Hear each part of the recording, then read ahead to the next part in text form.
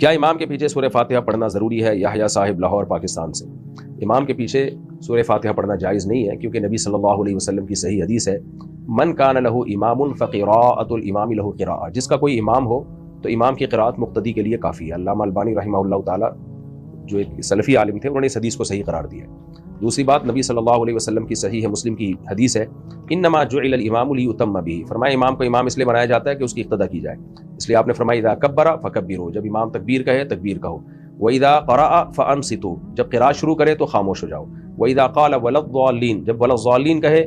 تو قولوا آمین، تو آمین کہو۔ تو اس میں بتا دیا کہ امام نے فاتحہ پڑھنی ہے، آپ نے صرف پیچھے آمین کہنا ہے۔ اور دوسری حدیث، یہ جو ہمارے اہل حدیث حضرات اختلافی مسئلہ ہے، اس میں شدت جائز نہیں ہے، ایک دوسرے پر کیچڑ اچھالنا اور جو ہے تمسخر کرنا جائز نہیں ہے۔ ہمارے جو اہل حدیث علماء جو یہ اکثر حدیث پیش کرتے ہیں صحیح بخاری کی کہ لا صلاۃ الا بفاتحۃ الکتاب، جو فاتحہ نہیں پڑھتا اس کی نماز نہیں ہوتی، تو ان دوسری حدیثوں کی روشنی میں اس کا مطلب یہی ہے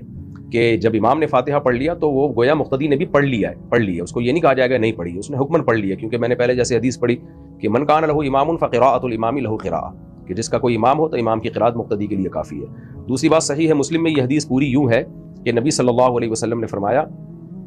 کہ من لم یقرأ بفاتحۃ الکتاب فصاعدا، یعنی لا صلاۃ، اس شخص کی نماز نہیں ہے جو سورہ فاتحہ نہیں پڑھتا اور پلس قرات نہیں کرتا۔ تو صحیح مسلم میں یہ الفاظ یوں ہیں۔